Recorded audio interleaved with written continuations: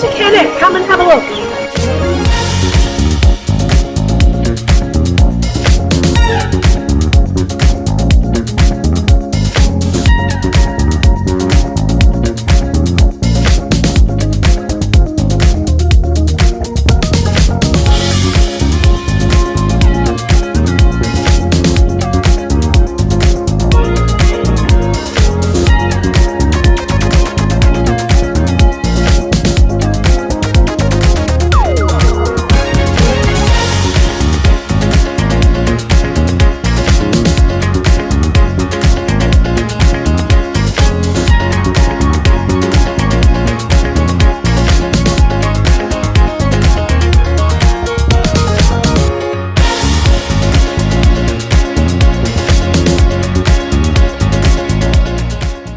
Carenet is a not-for-profit organisation. We are primarily a food relief and food rescue organisation, but we believe in a world where everybody has access to fresh, affordable, nutritious food. So we want to proactively address food insecurity. We operate food rescue, and we also build community capacity through partnerships. So in 2019, which is when we actually opened Carenet as a program inside Manningham Christian Centre, we had one small office cupboard and we were serving 5 to 10 families. We were really excited if we got 10 families. Sometimes we got no families in that week.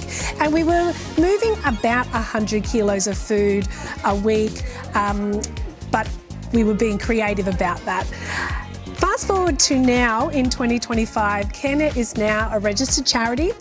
We are serving approximately 80 to 85 families a week through our Thursday program alone. We also support 11 other food relief providers with logistics and resourcing of their food.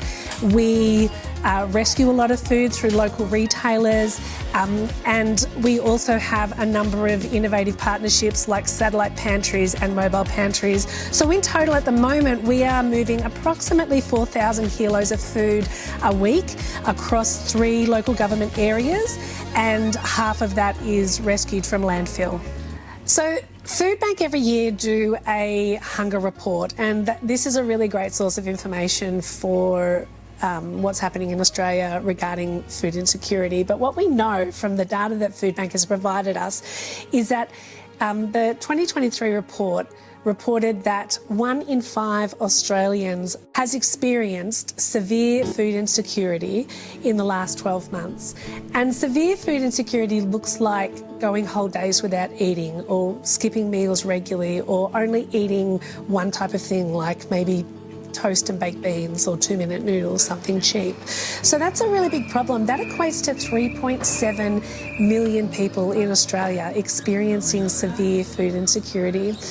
In Victoria, that looks like about 1 million people, 1 million households, sorry, not people, households experiencing food insecurity. And 50% of all people in rental properties are experiencing some form of food insecurity. It's a really big problem, and it's a really rapidly growing problem. In the last 5 years, we've seen a shift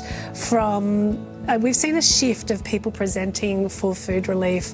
In the past, we had people that you would typically expect to see in your food relief line.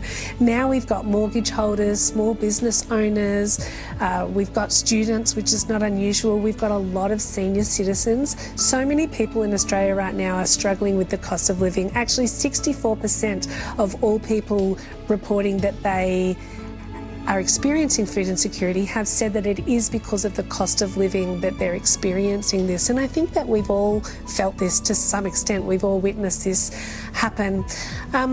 So in terms of what's happening with Carenet and what role we play in that, currently our Thursday centre-based community-facing program, our food relief program, has 80 appointments, and we're currently seeing about 85 to 90 people a week through that program. We also have satellite pantries in partnership with other organisations, and they account for probably another 40 families fed. And then if you look at the 11 food relief programs that we support, that's potentially another 500, 600 households, all of them. So we're talking about thousands of people fed every single week because Carenet exists, which is pretty remarkable, and it's been an incredible journey. Kellie, you have a number of volunteers who would consider themselves part of the Carenet community, but we may never see them at a Sunday service. What do you think God's doing there? You know, I always knew that when God started speaking to me about providing food relief to the community, that there would be, obviously, that it would touch people's heart and it would be evangelistic in some way, shape or form. But I also firmly believe that it's not appropriate to use somebody's hardship, like food insecurity or housing issues, as a carrot to lure them into a religious conversation. So I wasn't sure how that was going to translate, but very quickly it became apparent as we started to grow rapidly that and attract volunteers, that people outside of the church really wanted to get on board and help in the pandemic. And even now after the pandemic, people are feeling very touched by food insecurity and the cost of living pressures on families in our community. So they want to help.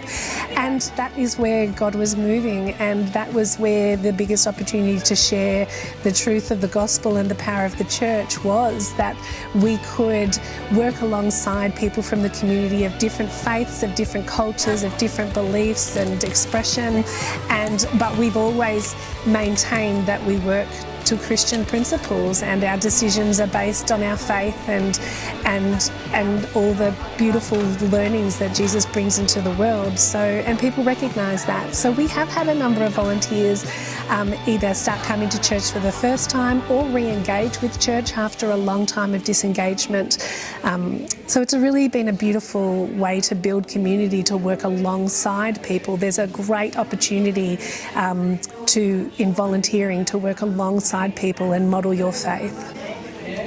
Currently we have 81 active volunteers on our books. Our volunteers range from everything from food rescue drivers to food relief pantry workers, hamper packers, food rescue sorters, and also our team of fundraisers who join us for barbecues and other events like that. So we have a lot of opportunity for different volunteers. If somebody in your church wanted to start a community support, some sort of initiative to serve your community, my advice would be to first see if you can become aware of what other initiatives are already in your local area doing the job. When I first started Carenet, or when we introduced new programs into new areas, I would go and visit other food relief programs and ask them if more food relief in that area was needed and how they were going.